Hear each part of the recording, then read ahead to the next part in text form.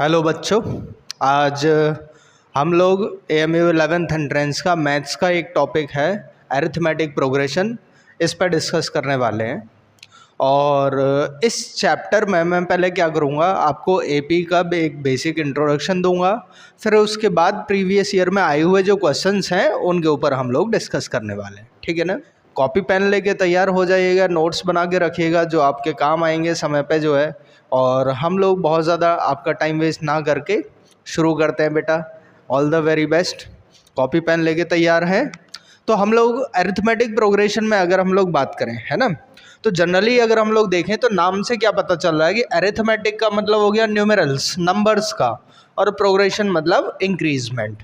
अगर नंबर्स का इंक्रीजमेंट एक कंटिन्यूअस वे में हो रहा है तो इस टाइप के इंक्रीजमेंट से जो एक सीरीज मिलती थी उसे अपन लोग क्या बोल देते हैं, अरिथमेटिक प्रोग्रेशन बोल देते हैं। ठीक है ना? तो यहाँ पे अगर मैं बात करूँ कि मान लेता हूँ कि एक कोई नंबर मैंने ए लिया और इसमें मैंने कोई एक नंबर डी जो है अपनी तरफ से ऐड किया है, तो ए प्लस डी हुआ। अब मुझे अगली वाली टर्म में फिर से यही वाला नंबर ऐड करना है, तो ए प्लस डी तो था, एक और डी लगाया तो ये हो गया अपना 2D।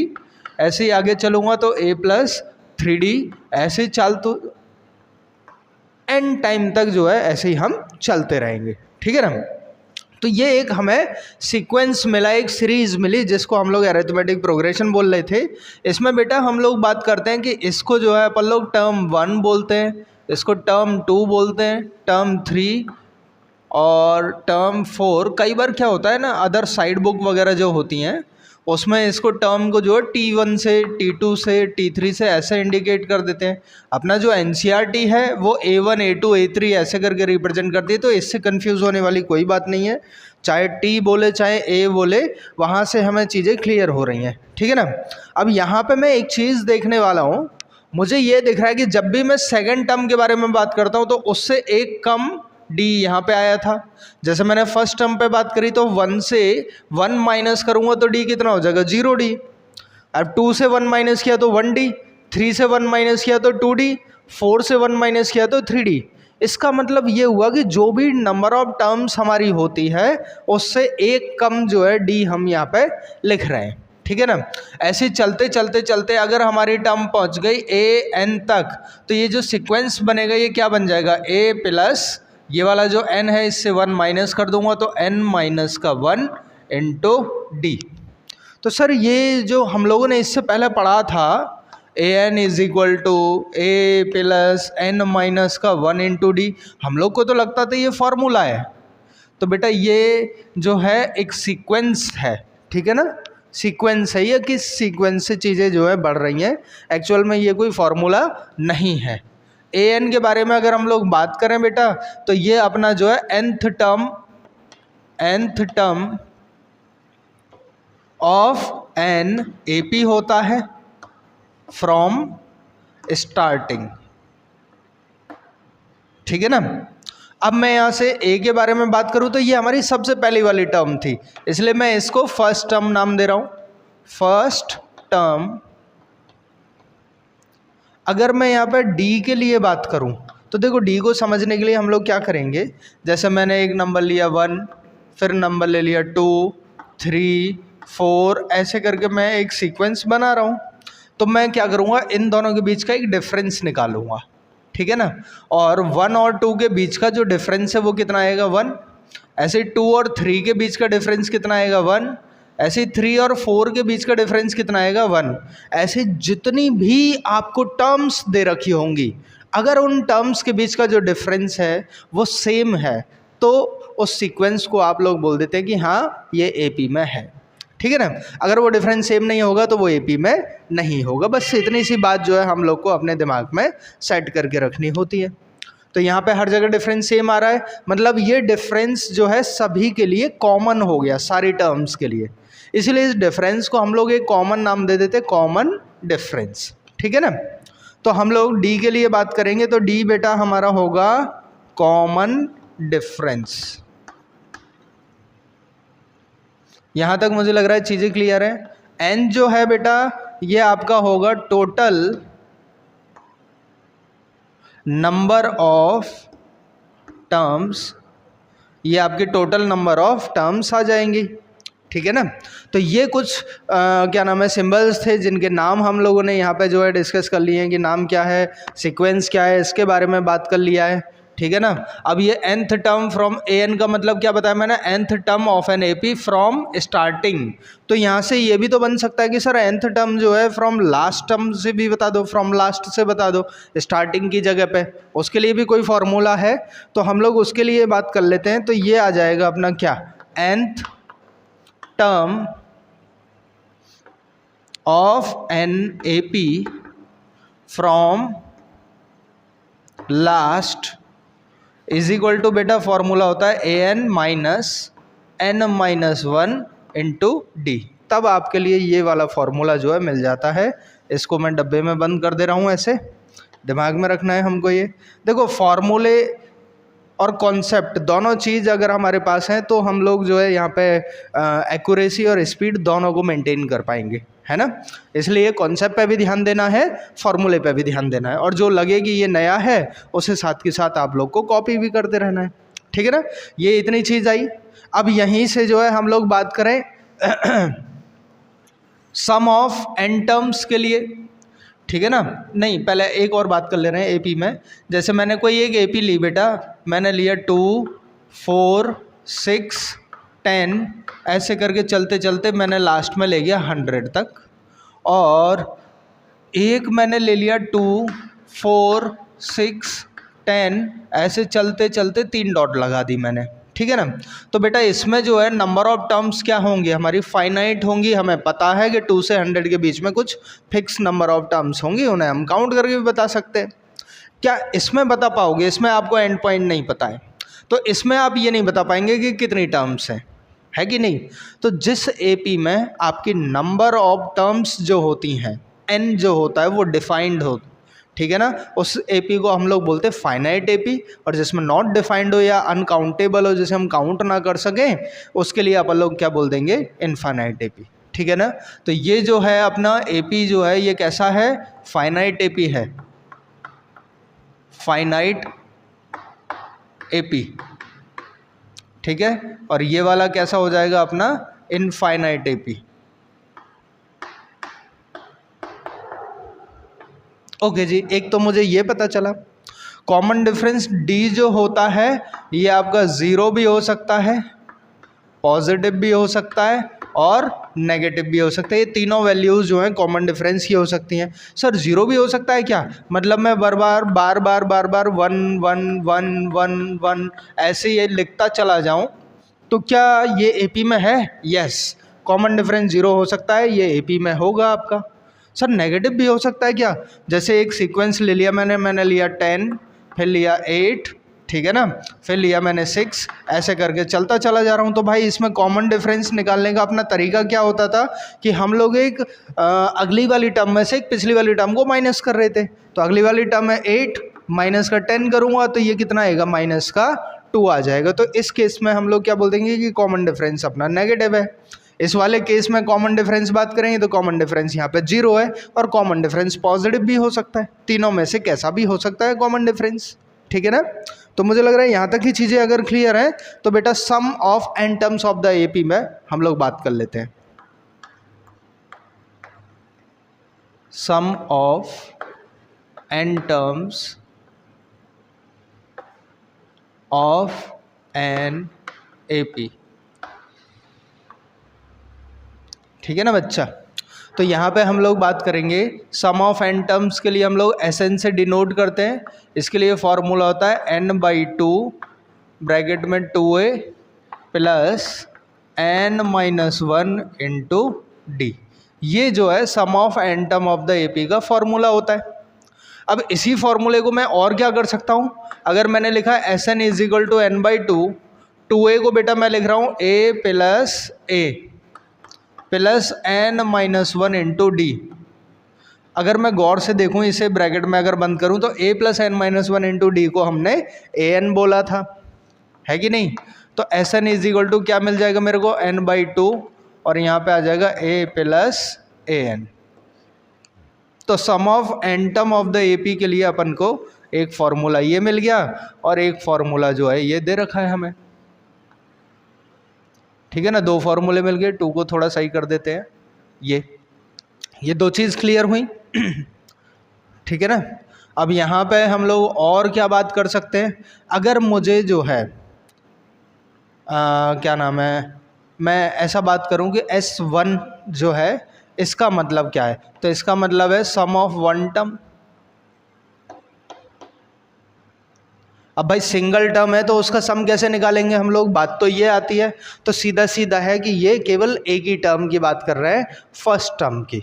तो कभी S1 लिखा हुआ दिखाई दे आपको, ठीक है ना, तो सम ऑफ वन टर्म की जगह पे हम लोग क्या लिख देंगे, this is our first term. ठीक है ना। अगर मैं S2 लिखूं तो इसका मतलब क्या है, सम ऑफ टू टर्म्स। तो इसका मतलब ये हुआ कि एक टर्म तो A है और अगली वाली टर्म को हमने बोला था A प्लस डी, इन दोनों का सम किया है, ये अपन को मिल गया S2। ठीक है ना। अगर मैं यहाँ से सेकेंड वाली टर्म में से, चलो एक और लिख ले रहा हूँ आप लोगों को समझाने के लिए, S3 का मतलब हो जाएगा सम ऑफ 3 टर्म्स। तो ये मिलेगा मुझे A प्लस डी तो था ही, प्लस में A प्लस 2D, ऐसा करके। ठीक है ना। अब मैं क्या कर रहा हूँ, यहाँ से मैं S2 में से S1 को माइनस करके देखता हूँ।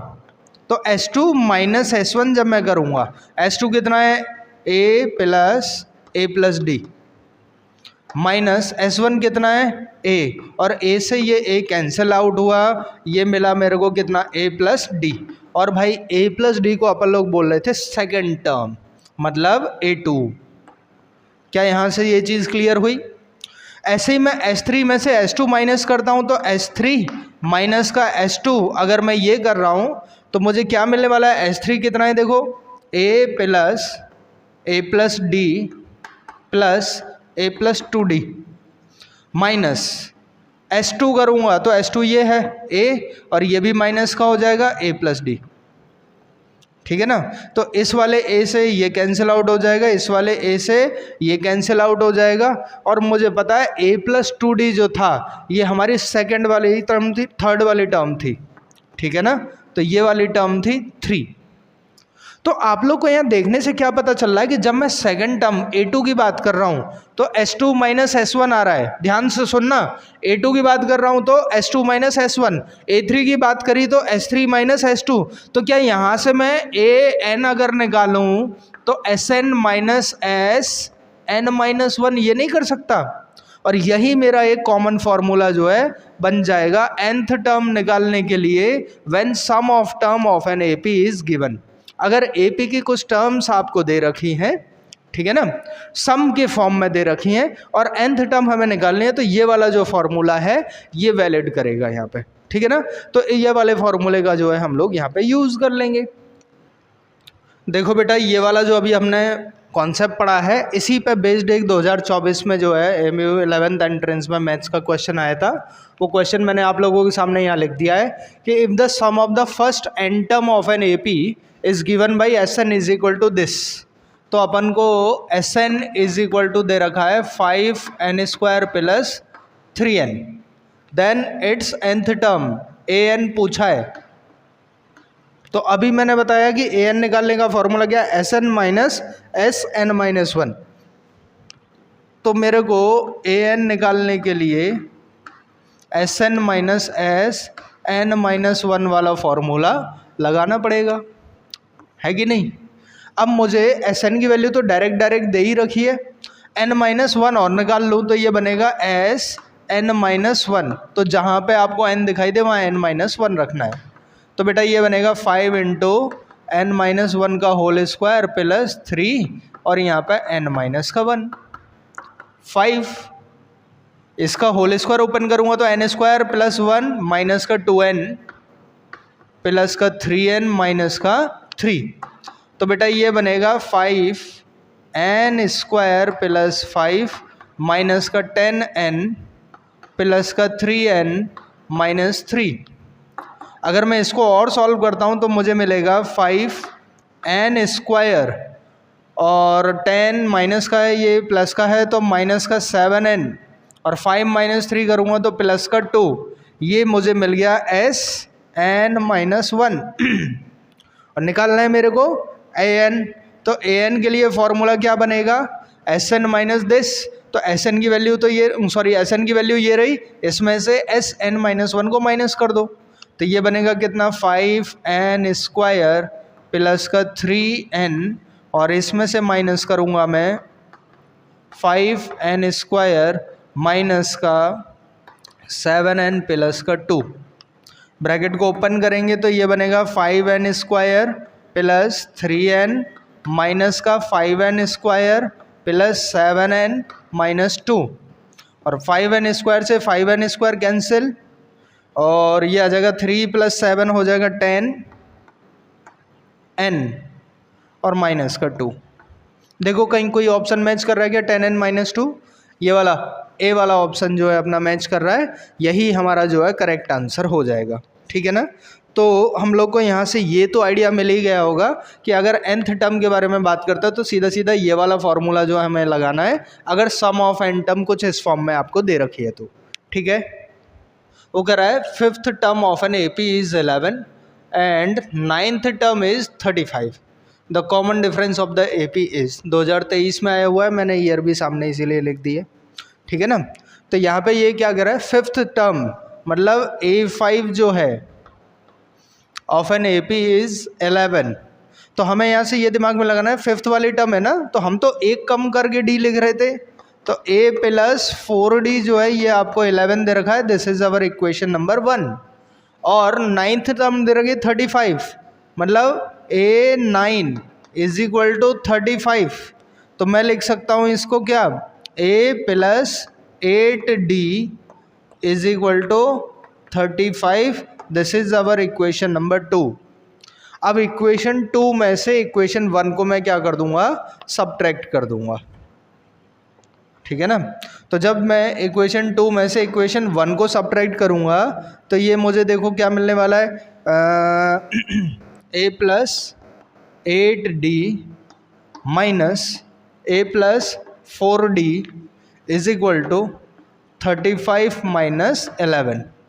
a से ये कैंसिल आउट हो जाएगा और 8d में से 4d माइनस करूँगा तो ये मिलेगा मेरे को 4d और इसे माइनस करेंगे तो ये मिलेगा 24 और 4 6 24 तो d इज इक्वल टू हमारा क्या आ गया 6। और यही कॉमन डिफरेंस जो है हमसे पूछ रहा था। ठीक है ना। तो कौन सा C वाला ऑप्शन जो है देखो कितने आसानी से सॉल्व हो जाते हैं। ठीक है ना। ऐसे ही क्वेश्चंस आते हैं, बस हम लोग जो है थोड़ा सा कॉन्सेप्चुअली उन्हें देखते रहें तो क्लियर होते चले जाएंगे। ठीक, अब हम लोग क्वेश्चन नंबर 3 पे आते हैं। ये भी 2023 का आया हुआ है और ये सिग्मा वगैरह लगा के R की वैल्यू 1 से 100 तक लिख के अल्फ़ा बीटा दे के जो है क्वेश्चन को ऐसा दिखा दिया है कि देख के सामने वाला डर जाए, है ना, उसे समझ ही ना आए क्या करना। बहुत रद्दी क्वेश्चन है ये। देखते हैं इस क्वेश्चन में क्या कह रहा है ये, ज़रा ध्यान दें तो सारी चीज़ें बहुत आसानी से क्लियर हो जाएंगी। तो हमको ये दे रखा है इसने पहले वाले में कि सिग्मा R की वैल्यू 1 से लेके 100 तक दे रखी है और ये दे रखा है A2R is equal to alpha. ठीक है ना। तो R की वैल्यू 1 से 100 तक मुझे यहाँ पर पुट करनी है, बस ये कह रहा है। और सिग्मा का मतलब हो गया इन सब का सम। ठीक है ना। तो R की जगह पे मैं अगर यहाँ पे 1 रख दूंगा तो 2 × 1 हो जाएगा 2, मतलब पहली टर्म आई A2, सिग्मा की वजह से हम सम लगाते जाएंगे बार बार टर्म्स लिखते लिखते, A2 आया। अब R की जगह पे 1 से हमने 100 तक सब कुछ लिखना है तो अब 2 रखेंगे तो 2 × 2, 2 2 = 4 तो मतलब A4। ऐसे ही 3 रखूँगा तो 6 आ जाएगा A6। ऐसे ही चलते चलते हम लोग लास्ट में जो है 100 रखेंगे तो 2 × 100 कितना हो जाएगा A200 और इज इक्वल टू में हमको दे रखा है अल्फ़ा। ठीक है ना। ये आया पहली वाली चीज़ को सॉल्व करके। अब सेम अगर मैं इसके बारे में बात करूं तो ये दे रखा है हमें क्या, सिग्मा की वैल्यू दी है sigma R is equal to 1 से लेके, इसे भी आप 100 तक ही ले जाएंगे, लेकिन ये वैल्यू दे रखी है 2R - 1 A2R - 1 और इज इक्वल टू में दे दिया है बीटा। ठीक है ना। तो हम लोग क्या करेंगे, R की जगह फिर से 1 रखेंगे। तो भाई यहाँ पे जो वैल्यूज़ आ रही थी ना उसमें से 1 माइनस कर दो ना। देख यहाँ पे A कितना है 2R है और यहाँ पे कितना है 2r माइनस 1, मतलब 2r की जो भी वैल्यू आ रही थी उसमें से एक माइनस करना है, एक माइनस करना है। तो a2 आ रहा था तो मेरे को मिलने वाला a1, a4 आया है तो मिलेगा a3 प्लस a6 आया था इसलिए यहाँ पे मिलेगा a5, ऐसे ही चलते चलते प्लस a200 था तो ये बन जाएगा a199 इज इक्वल टू में बीटा। क्या यहाँ तक चीज़ें क्लियर है? अब मैं अगर इसे इक्वेशन 1 मान लूँ, इसे इक्वेशन 2 मान लूँ और इक्वेशन 1 में से 2 को माइनस करूँ तो मुझे मिलेगा a2 माइनस a1, और a2 माइनस a1 मतलब अगली वाली टर्म माइनस पिछली वाली टर्म, कॉमन डिफरेंस था अपना, ठीक है ना। तो पहली वाली इस वाली और इस वाली टर्म का जो डिफरेंस आएगा वो आएगा d। अब क्योंकि ये AP में तो हर बार कॉमन डिफरेंस सेम होगा तो मतलब इन दोनों का डिफरेंस भी कितना होने वाला है, d ही आएगा। फिर इन दोनों का डिफरेंस कितना आएगा, प्लस में d आएगा। ऐसे चलते चलते कितनी टर्म्स आएंगी, 100 टर्म्स। और उन 100 टर्म्स में जब मैं सबका डिफरेंस निकाल रहा हूँ तो इधर भी डिफरेंस ही निकालूंगा तो ये बनेगा अल्फा माइनस बीटा, ठीक है ना। तो d को मैं 100 बार ऐड करूँगा तो ये बनेगा 100d is equal to alpha minus का बीटा, और d निकालना है मेरे को तो d इज इक्वल टू कितना हो जाएगा, अल्फा माइनस बीटा अपॉन में 100। ऐसे करके हम लोग d जो है यहाँ से निकाल देंगे। देखो कोई ऑप्शन मैच कर रहा है क्या, पहला वाला ऑप्शन मैच कर रहा है यहाँ से, तो अल्फा माइनस बीटा अपॉन 100। अगर इसमें जो है ये कोई और वैल्यू ऐसी पुट करने की कोशिश करे, भाई यहाँ पे 100 की जगह 1000 करता तो अपॉन में 1000 आ जाएगा, 100 की जगह 50 करता तो अपॉन में 50 आ जाएगा। तो यहाँ से समझ में आ रहा है इक्वल टू में जो वैल्यूज़ दे रखी होती है उनका डिफरेंस, जैसे इक्वल टू में अल्फा दिया था और बीटा दिया था तो दोनों का डिफरेंस निकाल लो और इस वाले नंबर से डिवाइड कर दो। ये अपनी शॉर्ट ट्रिक हो जाएगी अगर इस क्वेश्चन को ये बदल के देने की कोशिश करते हैं तो।